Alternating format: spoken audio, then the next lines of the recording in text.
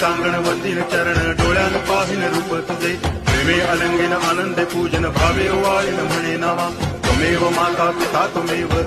बंधुश्च सखा त्वमेव